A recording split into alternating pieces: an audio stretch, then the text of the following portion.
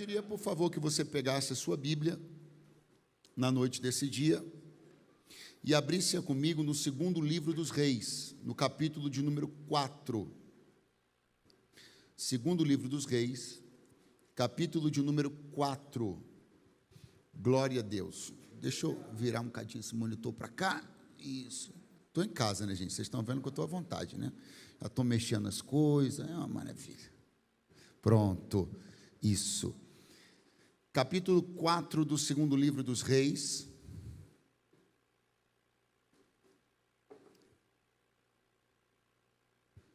A partir do primeiro versículo está escrito assim: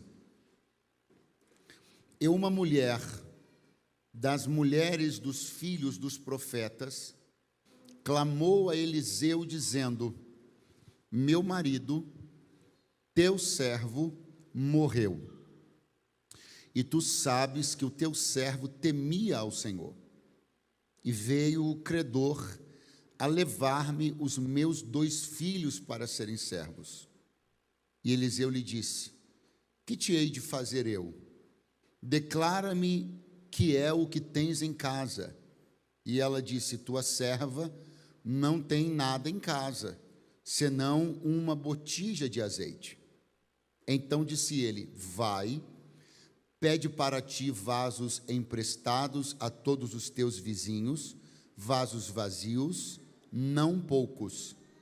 Então entra e fecha a porta sobre ti e sobre teus filhos, e deita o azeite em todos aqueles vasos, e põe à parte o que estiver cheio.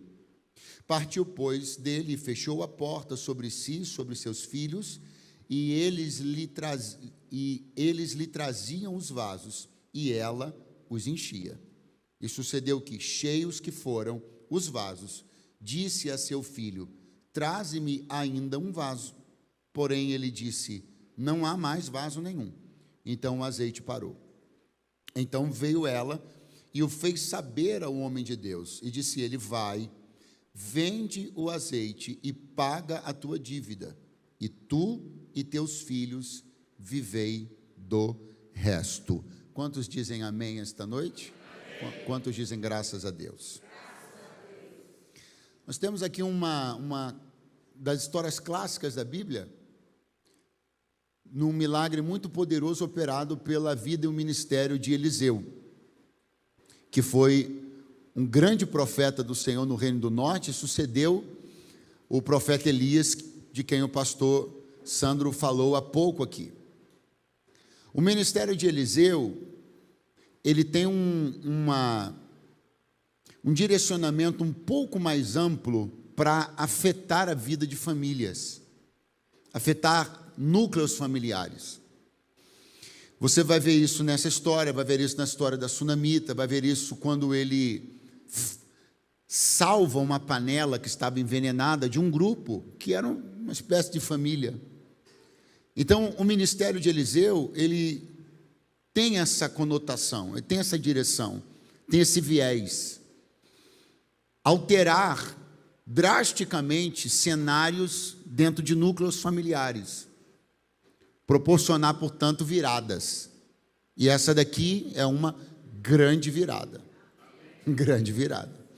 Porque essa família vai sair da pobreza, da condição de quase perda dos filhos para serem colocados numa posição de escravatura, e eles vão terminar como empreendedores, vendendo um tipo de material muitíssimo valorizado e com folga suficiente para poder ainda viver de renda. Então, de fato, é uma grande virada. Diga comigo, é uma grande virada. Agora, repare bem que, como nós lemos aqui, esta mulher que ficou viúva, e viúva não de uma pessoa qualquer, mas de alguém que tinha uma credencial no reino, alguém que tinha uma patente no reino. O marido dela era um membro da escola de profetas, era, portanto, alguém envolvido no ministério. envolvido nas coisas do Senhor, envolvido no mundo, no universo profético. Essa família, portanto, não é uma família que ignora ou que vive alheia às questões proféticas e espirituais. Se esse chefe de família está ligado da forma que está ligado às questões espirituais e proféticas, isso obviamente derrama sobre toda a sua casa. Não é à toa que quando ocorre este problema em questão, ela vai recorrer ao homem de Deus, por entender que havia uma unção que, se flui da vida dele, para ela e sua família, ela poderia resolver aquela questão difícil. Portanto, eu quero começar dizendo a você o quanto é importantíssimo, o quanto é imprescindível que nós não vivamos uma vida alheia às questões espirituais. Que nós vivamos uma vida que, embora tenhamos a consciência de tudo que é da nossa competência e responsabilidade, economicamente, fisicamente, humanamente, socialmente, mas que nunca a nossa vida e nossa casa se porte de uma maneira alheia às questões espirituais. Nós vamos viver cada vez mais dias onde a espiritualidade ela será ridicularizada.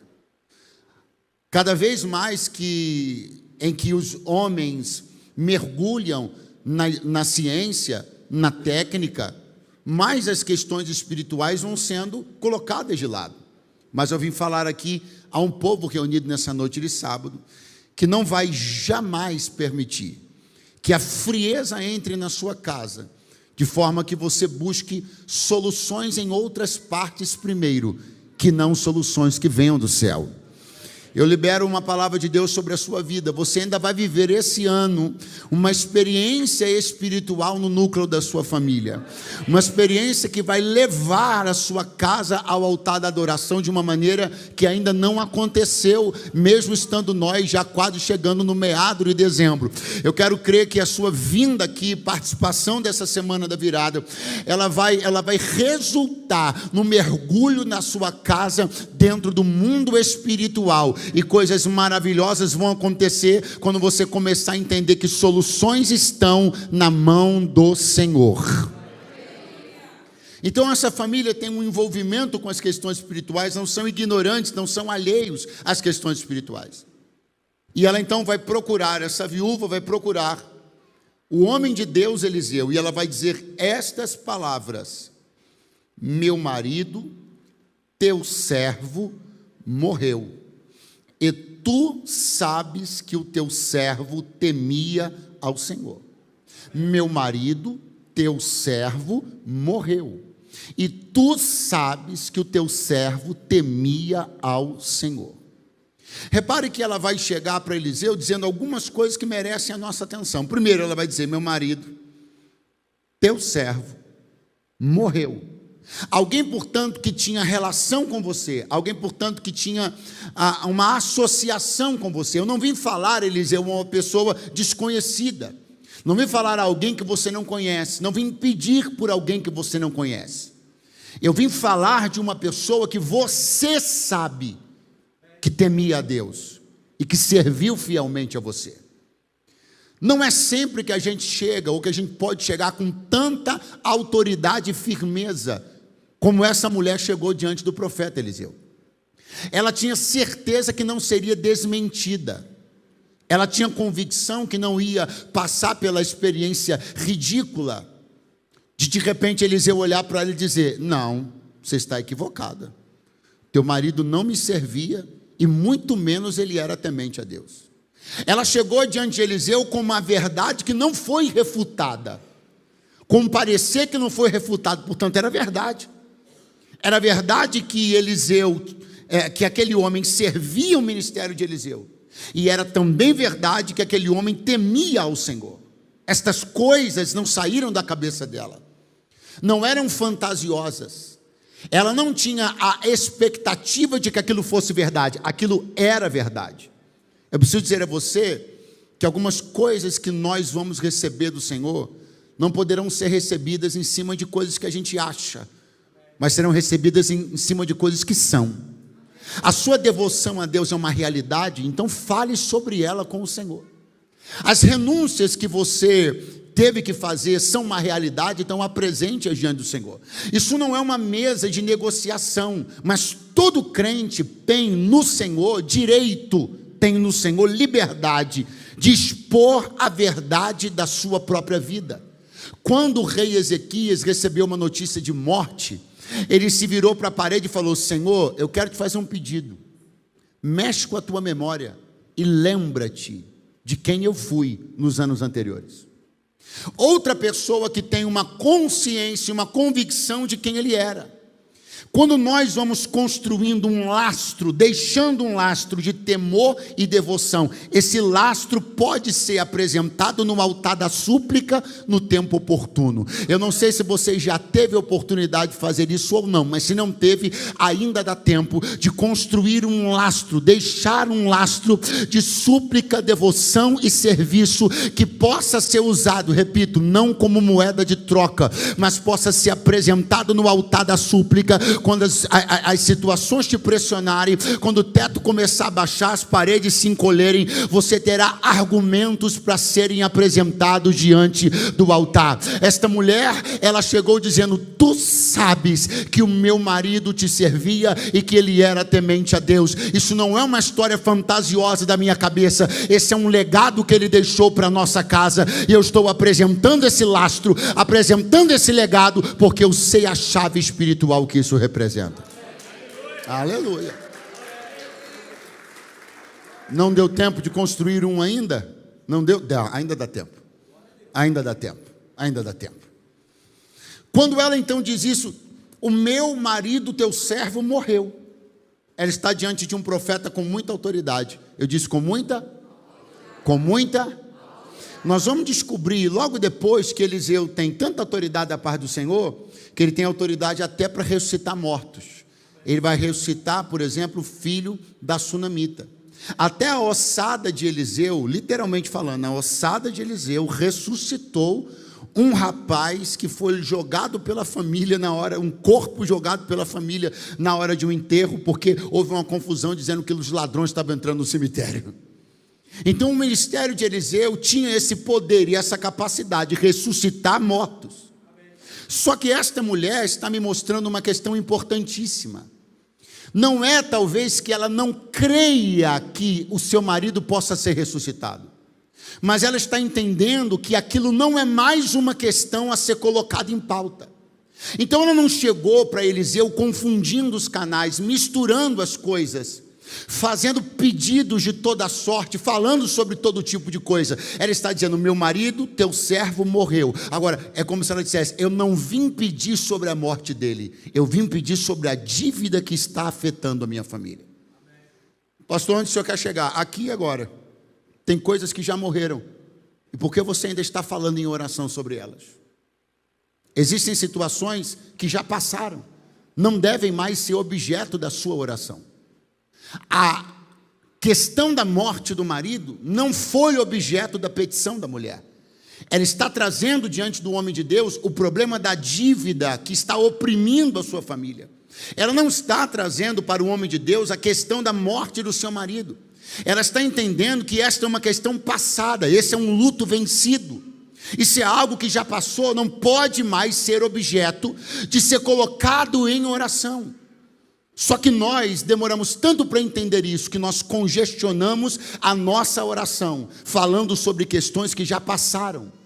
Congestionamos nosso momento de petição, falando sobre questões que já passaram, questões que não operam, não são vigentes mais no nosso presente. E o Senhor me trouxe para dizer: desobstrua um pouco o fluxo da sua oração e comece a falar sobre o que está acontecendo agora, porque há lutos que você já venceu, há coisas que já passaram e elas não importam mais. Olhe para o que está te oprimindo agora, te afetando agora. Em vez de você acumular coisas na oração, foque em algo e apresente a Deus, e tu verás resposta da parte do Senhor. Eu não vim falar do meu marido que morreu, não vim pedir sobre isso. Eu vim te falar sobre uma dívida que foi contraída, e por ter sido contraída, eu estou num problema agora, porque o credor bateu na minha porta para levar os meus 2 filhos. Ela não chegou para Eliseu dizendo: um sequestrador bateu na minha porta. Ela chegou para Eliseu dizendo: um credor. Diga comigo, um credor. Ela não chegou dizendo: um desgraçado, um incircunciso, foi lá levar os meus filhos. Não, ela não demonstra ódio do credor. Ela apresenta a causa. Ela também não está pedindo para Eliseu orar para ver se o credor morre. Ela está apresentando para Eliseu a causa. Pastor, onde o senhor quer chegar? Aqui, agora mesmo. Quando eu digo para você que não vai surtir muito efeito você tentar desmerecer ou descredibilizar a dívida. Se a dívida existe, se preocupe com o pagamento dela. Às vezes a gente perde muito tempo tentando maquiar uma situação, tentando colocar a culpa no credor, mas a culpa não é do credor, a culpa é de quem está devendo. Quantas vezes em situações que não são só financeiras, mas são sobre todo tipo de impasse, todo tipo de choque, todo tipo de enfrentamento, é mais fácil para mim demonizar o credor do que assumir a dívida. Só que o Senhor me trouxe para dizer uma coisa aqui: demonizar o credor não vai resolver a dívida. Eu gosto de gente sincera, que chega até mim e diz que está devendo, e não demoniza o credor. Para essa gente, eu pago a dívida.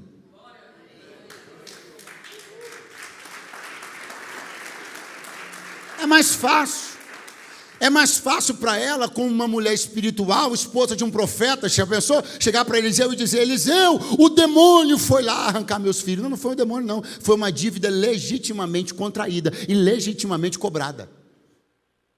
Ela poderia chegar para Eliseu e dizer: Eliseu, estou passando uma luta, o diabo se levantou. Não tem diabo não. Uma dívida foi contraída, e se esse credor bateu na porta dela, ele tem contrato, tem promissório, ele tem alguma coisa.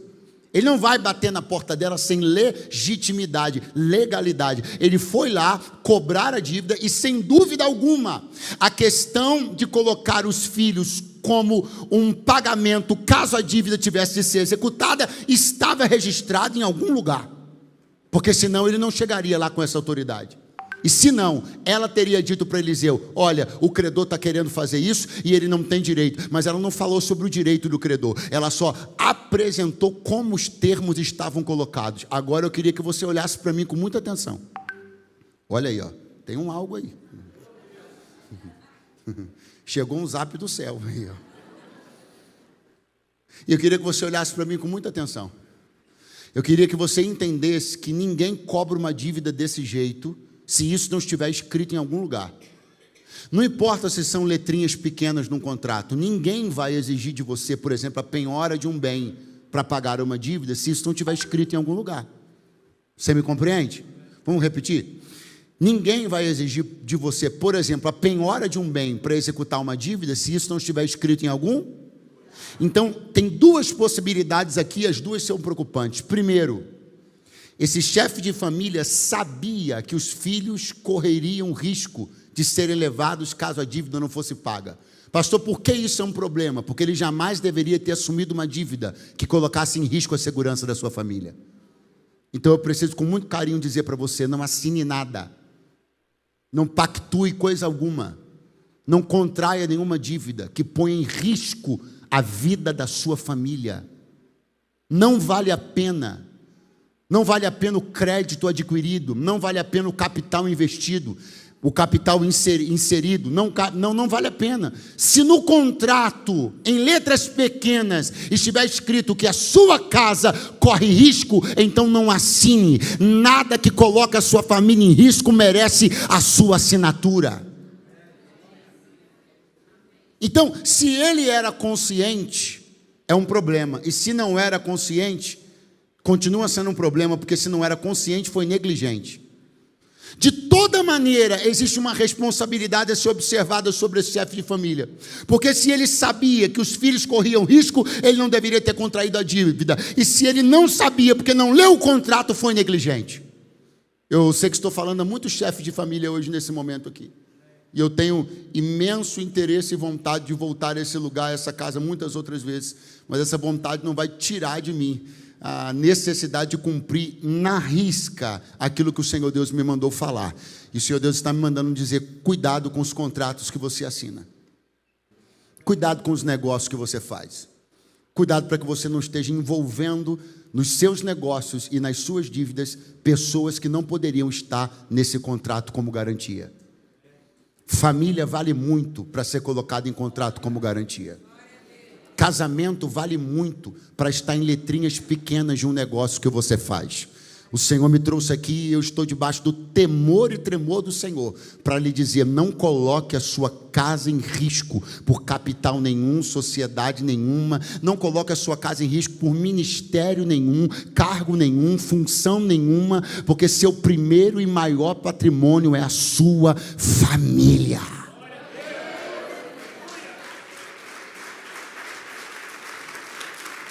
Então, eu não vou vir aqui, Eliseu, para demonizar o credor. Ele está cobrando algo que ele tem direito de cobrar, foi assinado, estava lá. A dívida é legítima, não adianta eu vir aqui descredibilizar a dívida, desmerecer a dívida, ela é real, o problema é meu, o problema não é do credor, o problema é meu. E eu vim aqui colocar isso diante de você, porque o que está para acontecer é o seguinte: Ele quer levar meus filhos como servos. Diga comigo: levar os filhos como servos. Quando a conversa dessa mulher começou com Eliseu, ela disse assim: meu marido, teu servo, temia ao Senhor. Então, meu marido era teu servo, servo do teu ministério, servo desta tua chamada. Ele era servo do Senhor, era servo do mesmo Deus que você serve. Então ela começou essa história ensinando, mostrando para mim e para você que a família dela, os filhos dela serviam ao Senhor. Serviam a quem? Serviam a quem? Então repare o que ela está dizendo que está prestes a acontecer: uma troca na relação de servidão. Ela está dizendo: se a dívida for executada, meus filhos se tornarão servos do credor. Esse foi um ponto que atraiu fortemente Deus para aquele problema. Esse foi um ponto que atraiu a ação do Espírito de Deus para aquela demanda. Porque o Senhor percebeu que dois filhos, duas crianças, dois meninos que serviam ao reino, serviam ao ministério, iriam trocar a sua relação de serviço e começar a servir aquele credor. E o Senhor decidiu interceptar justamente na hora aonde a relação de servidão da família seria mudada. Porque se tem uma coisa que Deus está poderosamente interessado em não deixar, é que haja uma troca na relação de servidão da tua família. Ele me trouxe para dizer: o que eu vou garantir é que os que hoje me servem continuem me servindo amanhã. Eu não vou permitir que aqueles que servem no meu altar vão servir a outros lugares, deuses e altares. Eu profetizo que, como Isaac, os teus filhos estão amarrados no altar. Pega a mão de alguém do seu lado agora, por favor, dá uma acordada nele e diga: não vai ter troca, não vai ter troca. Tua família vai continuar servindo ao mesmo Deus, ao mesmo rei, ao mesmo reino, ao mesmo altar. Houve alguns problemas, é verdade. Algumas pessoas podem ter sido irresponsáveis em algumas decisões que tomaram, mas o Senhor me trouxe para dizer: eu não vou deixar que a irresponsabilidade de ninguém tire a tua família da minha casa. Eu estou amarrando a tua casa no meu altar.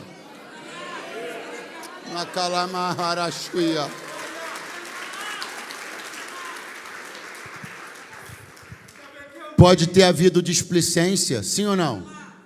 Não pode ter havido? Pode ter havido displicência? Pode ter havido irresponsabilidade, sim ou não? Pode ser que ele tenha comprado mais do que podia pagar, sim ou não? Pode ser que ele tivesse contraído uma dívida sem considerar que ele poderia morrer. Tudo isso pode ter acontecido, sim ou não? Mas o Senhor Deus, de alguma maneira, vai permitir que estas coisas afetem aquela família? Se alguém foi irresponsável, o Senhor vai dizer: eu não vou deixar que a responsabilidade dele seja paga por esses. Eu estou sentindo muito claramente da parte de Deus de dizer uma coisa aqui. Tem gente que foi muito irresponsável em algumas situações que estão afetando você e tua família. Mas o Senhor me trouxe para dizer: pela minha misericórdia. Essa era a hora de você dar um glória a Deus. Eu vou repetir.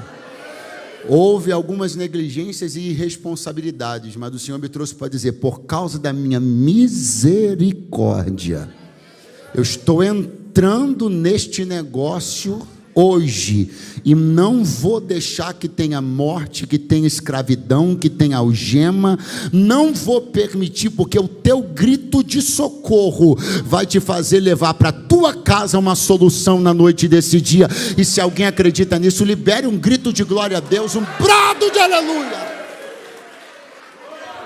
Não vai haver troca na relação de serviço, eu não vou deixar. Agora repare que ela vai dizer assim, eu queria que você repetisse após mim: veio o credor. Diga, avisa para o seu vizinho, ele não ia vir ainda, ele já tinha vindo. O medo dela era que ele vou, porque olha como ela conjugou, ela disse veio o credor. Significa, portanto, se você for embora, volte agora. Significa, portanto, que o credor já tinha passado na casa dela. Você entende isso?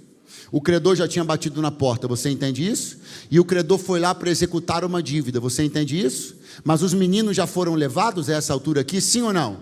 Sim ou não? Você acha que ele não quis levar? Ou você acha que ele quis e ela não deixou?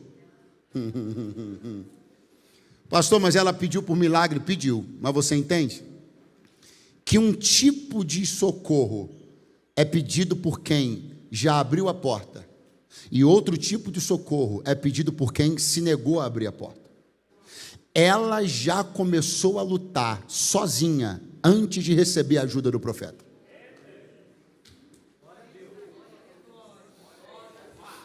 Se ela não oferecesse resistência, qual foi a palavra que eu usei? Qual foi a palavra? Se ela não oferecesse resistência na primeira ida do credor, ela não estaria pedindo agora para pagar, ela estaria pedindo agora para resgatar os filhos da escravidão. Então seu pedido pode ser diferente, dependendo se você teve coragem para oferecer resistência. Quem ofereceu resistência, quando o vento bateu na porta, vai ter um tipo e um nível de pedido para fazer. Agora, quem não ofereceu resistência nenhuma, está numa batalha bem maior e vai ter que fazer um pedido bem mais difícil. Resistência. Resistência. Ela é uma mulher viúva, não é certamente uma jovenzinha, ela é uma senhora viúva, sozinha dentro de casa como adulto. O credor bate na porta, está com a promissória na mão, e ela diz: você não vai levar, você não vai levar, você não vai levar, você não vai levar. O Senhor me trouxe hoje aqui para dizer: ei, você está precisando oferecer mais resistência, ofereça mais resistência.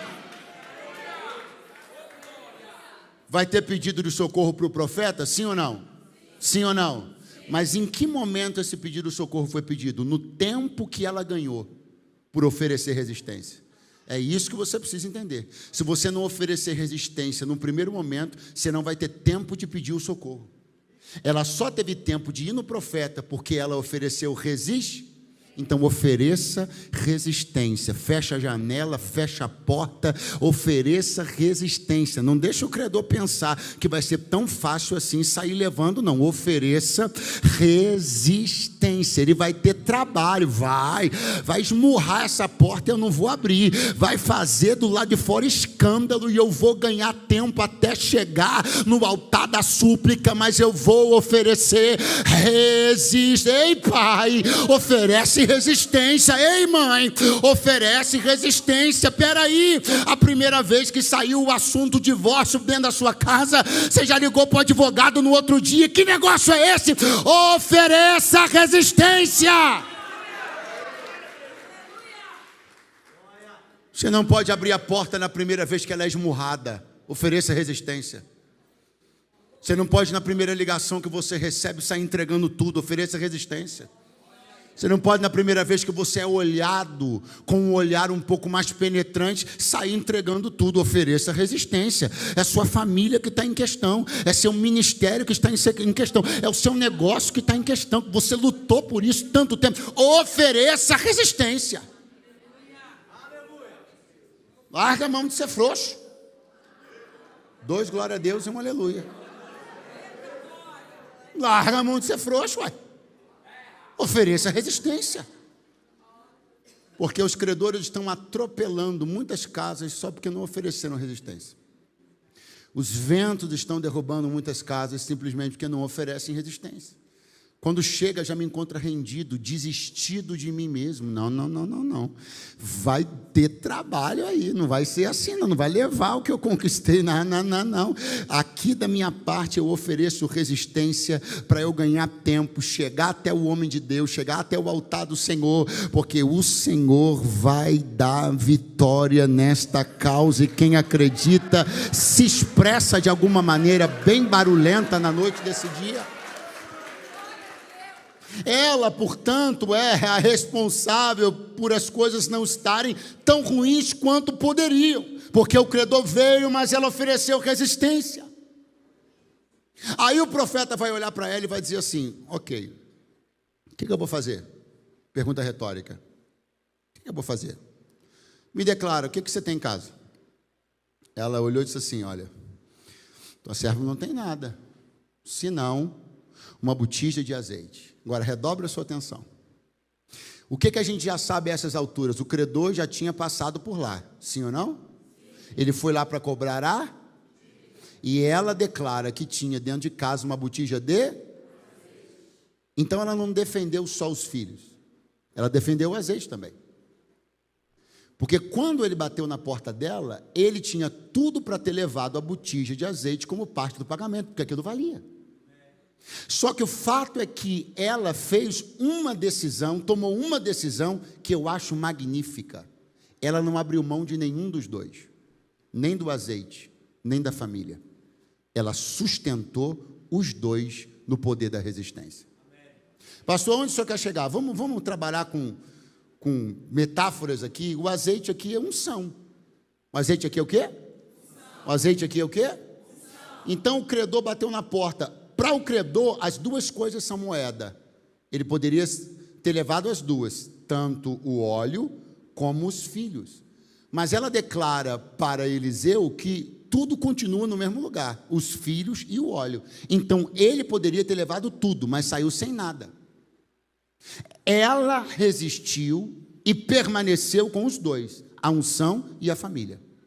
Pergunte por quê? Porque não vale só a unção sem a família, e nem só a família sem a unção. Eu queria que você segurasse a mão de alguém que está do seu lado e diga: você não vai perder nenhum dos dois, nem o azeite, nem a família. Pastor, mas eu ouvi dizer que o fulano abriu mão da família por causa do ministério. O ministério de quê? Do turismo, da economia, da ciência e tecnologia? O ministério do Senhor não foi. Porque abrir mão de um casamento por causa de um ministério, o que significa isso? Ficar com óleo e entregar os filhos. O que essa mulher está me ensinando é que não há como decidir entre uma coisa e outra. Porque eu não vivo sem nenhuma das duas. Não vivo sem o óleo e não vivo sem a família. Não vivo sem a família e não vivo sem o óleo. Eu não vou ter que decidir. Ei, escute isso. Você não tem que fazer essa escolha.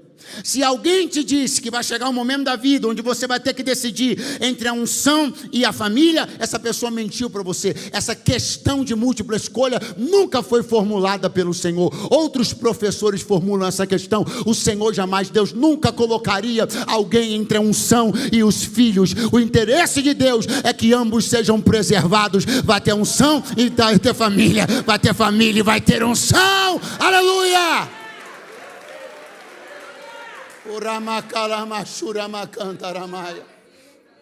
Eu não abri mão nem de uma coisa e nem de outra coisa. Eu fiquei com a família e fiquei com a unção. Ele bateu na porta e disse: vou levar os filhos. Eu falei: não vai. Ele disse: então eu vou levar o azeite. Eu falei: também não vai.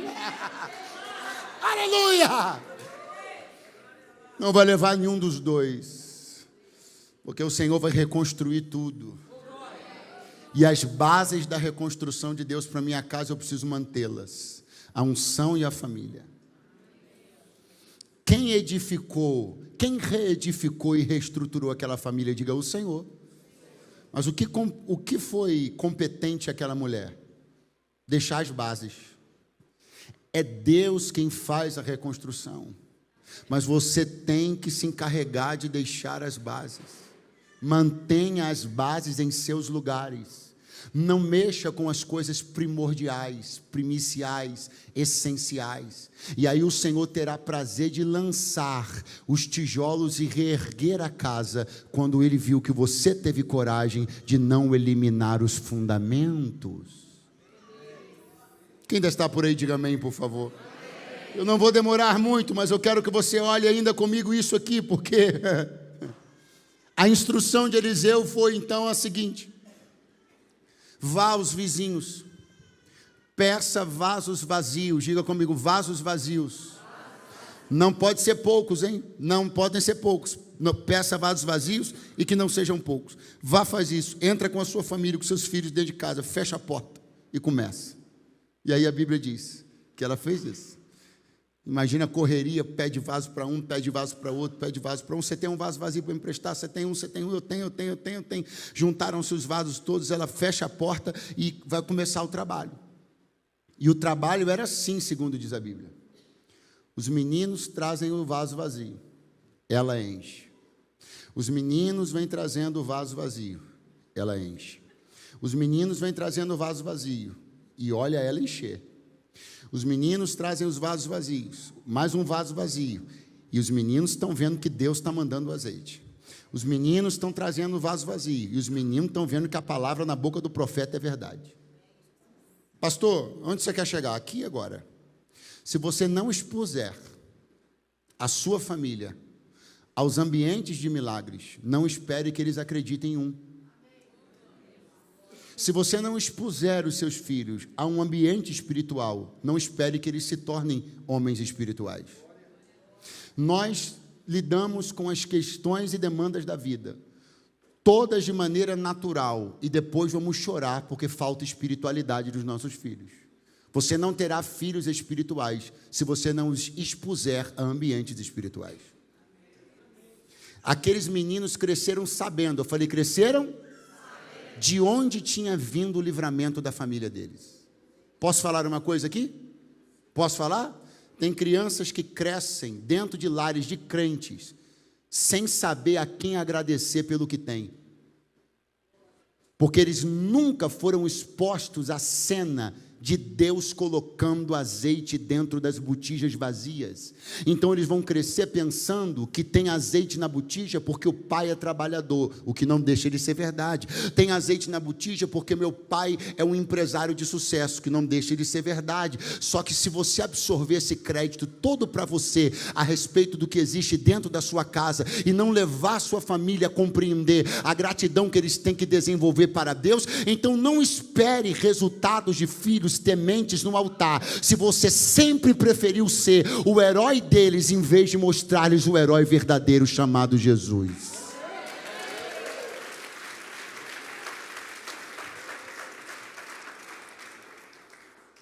Qualquer pessoa que perguntasse para aqueles meninos, quem deu vitória a vocês, iriam dizer forte, foi Deus. Quem é responsável pelo azeite circular dentro da casa de vocês? Deus. Vocês saíram da miséria porque Deus. Você precisa começar a canalizar tudo na direção do Senhor, porque dele, por ele, para ele são todas as coisas. Mas você compra um carro novo e não toca no nome de Deus dentro da sua casa, não fica chateado. Você compra uma propriedade nova e não é capaz de fazer uma oração. Seus filhos não conseguem conectar que nada daquilo que a sua família contrai como bem vem da parte de Deus, que você não expõe eles a isso.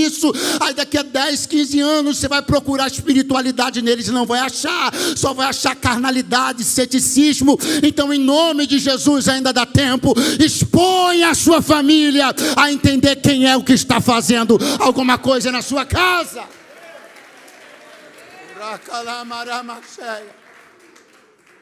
Então, eles fazem o trabalho.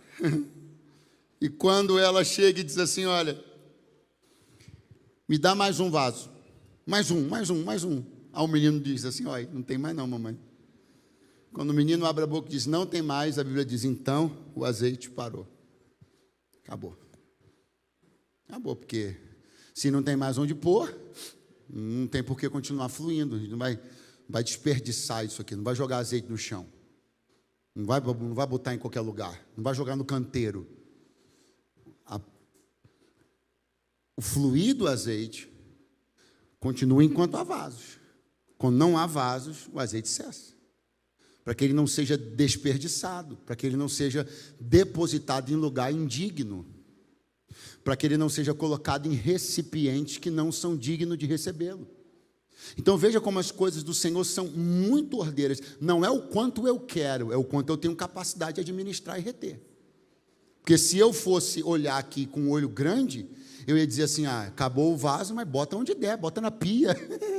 Né? Bota um negócio assim para tapar a pia e bota azeite aqui dentro. Vamos falar, o que tem? Tem prato, vamos botar, tem cuia, vamos botar, tem lugar inadequado, porque a gente quer estocar. Não é. Se houver recipientes adequados para receberem, dignos para receberem, o azeite vai fluindo. Se não houver, não vai ter fluir só por ter, só tem fluir quando tem quem receba esse fluir. Alguém ainda está aí para dizer um amém? Quando o menino falou, acabou o azeite, cessou.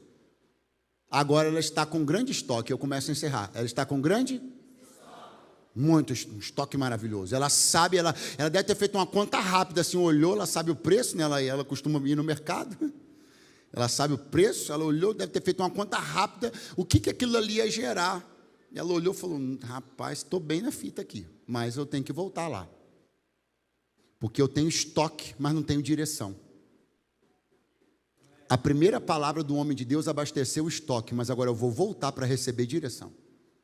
Porque você tem que entender que não vai adiantar nada ter estoque e não ter direção.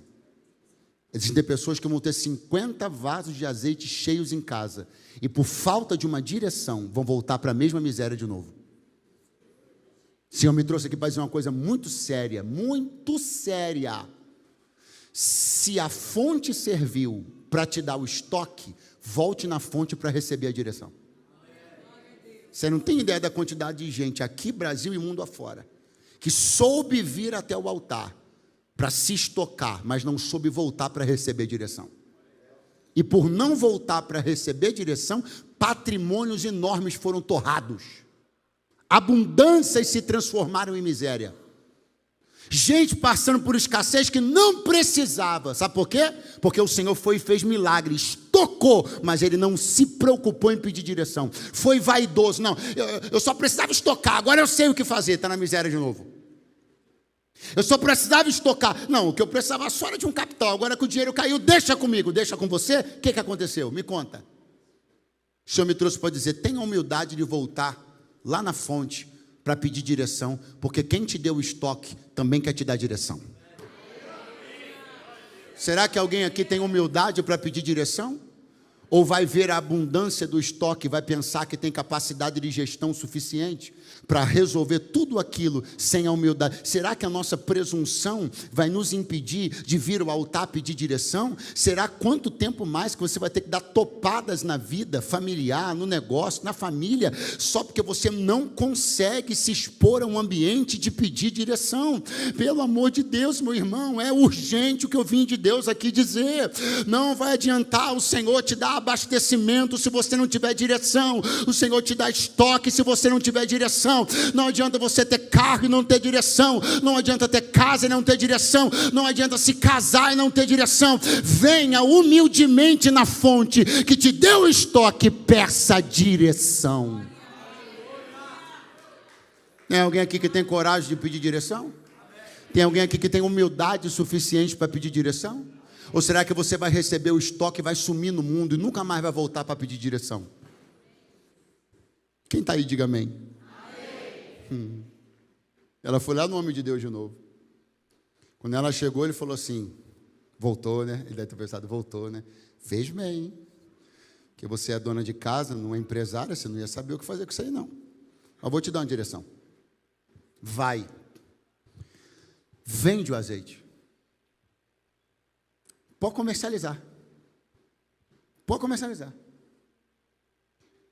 Paga a dívida. Ou seja, não se esqueça da razão que trouxe você aqui.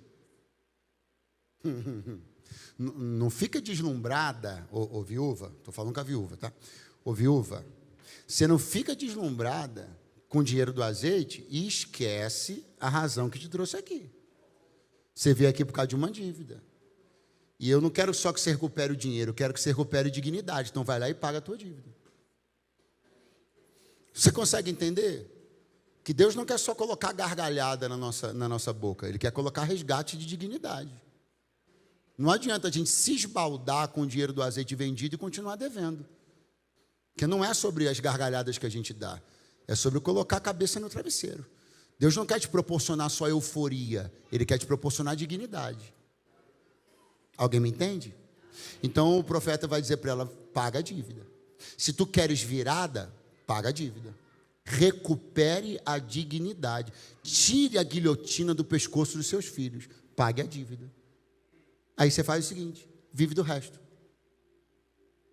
Paga a dívida e vive do resto. Diga comigo, paga a dívida. Muito fraco, diga, paga a dívida. Vive do resto. Agora eu tenho duas coisas para dizer aqui. E são duas chaves da parte de Deus. Se você estiver interessado em receber, se liga agora. Primeira, pastor, Eliseu colocou aquela mulher numa situação meio difícil, porque o senhor acabou de falar que ela era dona de casa, não era empresária. Como é que uma pessoa que não era comerciante, de uma hora para outra vai ter que se tornar comerciante? Com 2 crianças? Como ela vai fazer isso? Não, você só não se deu conta de uma coisa.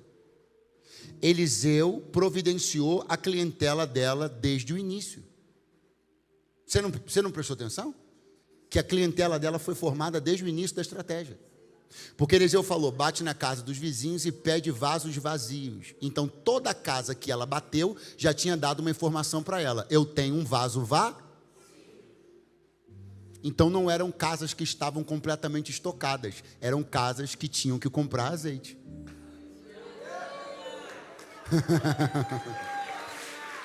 Não vai ficar ponta solta. É isso aqui que eu quero dizer para você. Não vai ficar ponta solta. Deus não vai te jogar no furacão.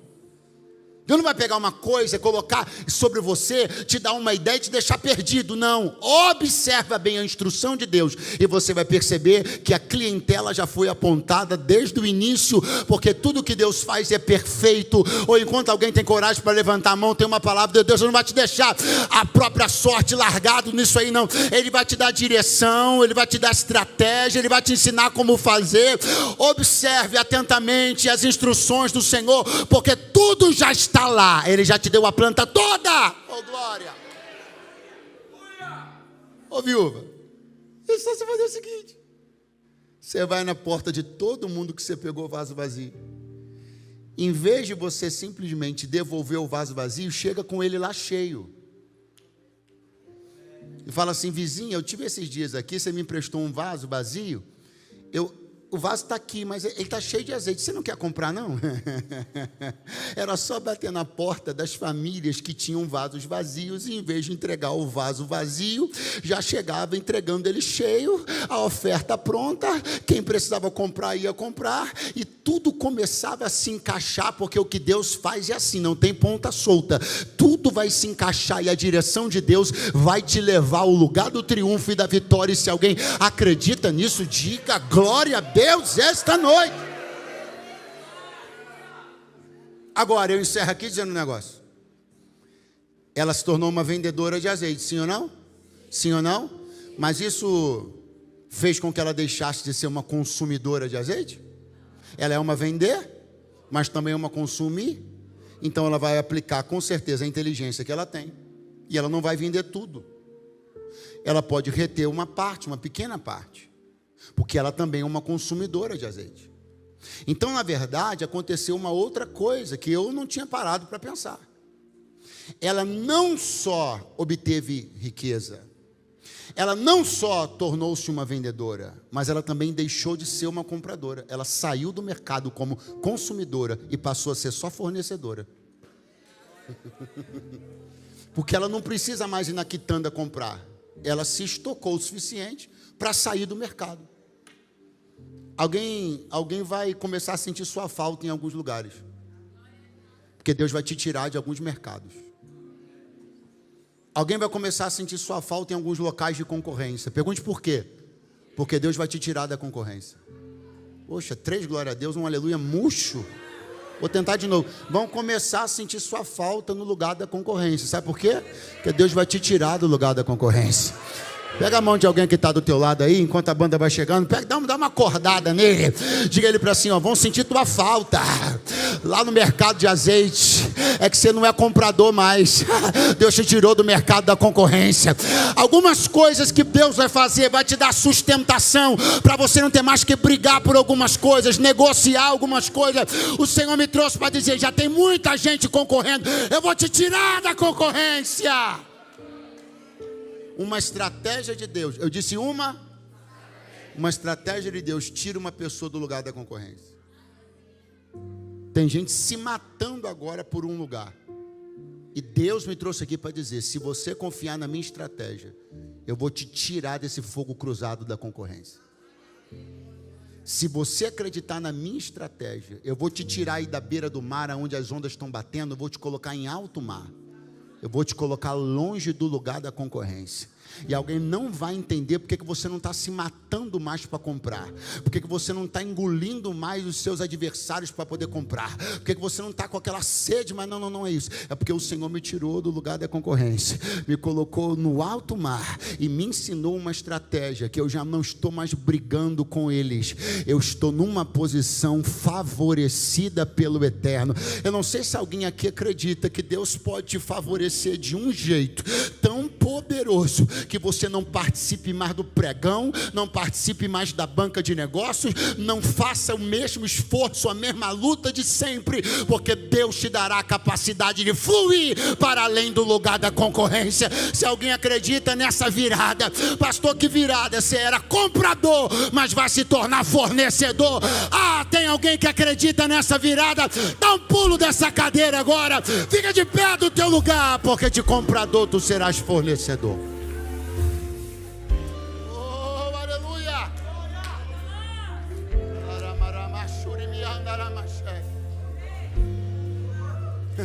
O Senhor me trouxe para dizer, eu tenho uma estratégia, e essa estratégia vai te tirar do lugar da concorrência. Eu tenho uma estratégia, e você não vai precisar mais se degladiar por uma mercadoria. Eu vou te tirar do lugar da concorrência.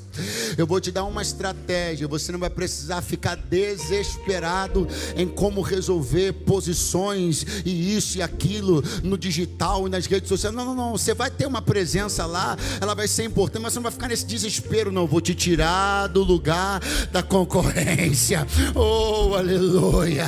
E alguém não vai entender nada. Alguém vai dizer, fulano saiu, hein? Fulano desistiu. Não desisti não, só estou trabalhando com outros métodos agora. Eu estou ouvindo a direção daquele que tudo sabe. Deixa eu falar uma coisa para você. As pessoas estão pagando fortunas por uma direção. Elas estão investindo muito por uma direção. Elas estão concentradas em lugares, imersas em reuniões por uma direção. E você tem ela de graça aqui e não pega.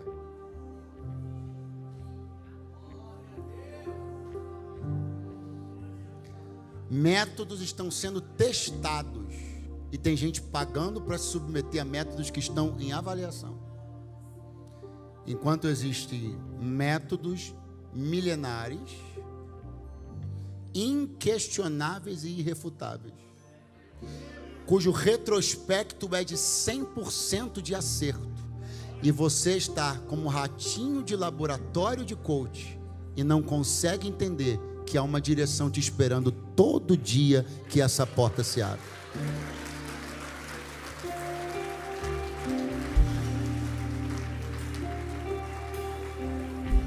Você não precisa testar uma solução. O reino de Deus não é um laboratório. Você não é um ratinho de laboratório. Deus não está fazendo uma experiência com você. Deus não está testando uma... Eliseu olharia para dizer assim, faz o seguinte, vê se vai dar certo assim, pega os vasos. Não é ver se vai dar certo.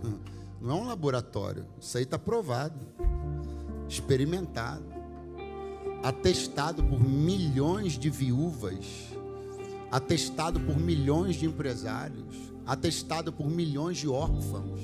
por gente desamparada e desenganada de toda sorte, de toda maneira, que já recebeu socorro e direção da palavra que não falha.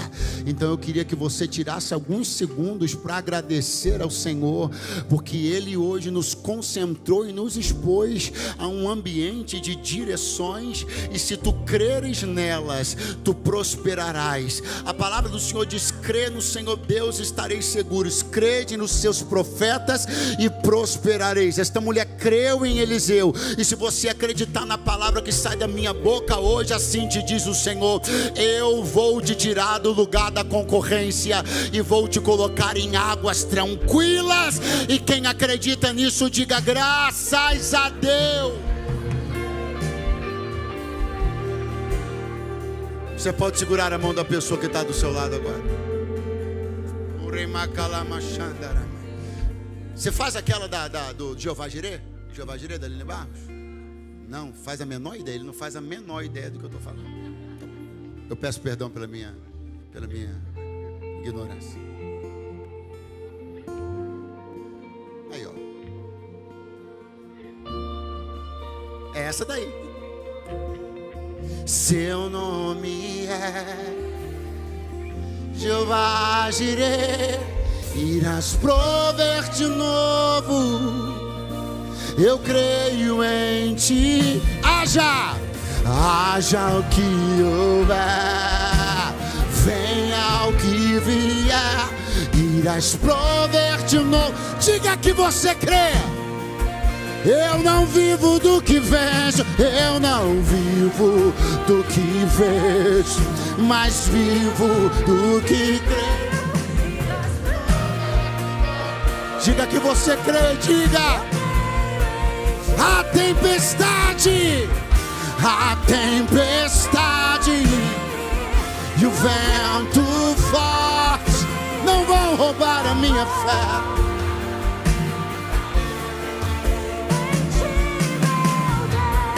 A tempestade e o vento forte não vão roubar a mim.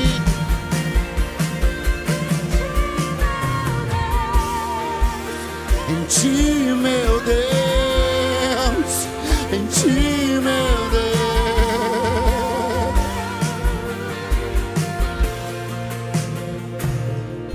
Temer porque se eu estou guardado por quem nunca perdeu batalha.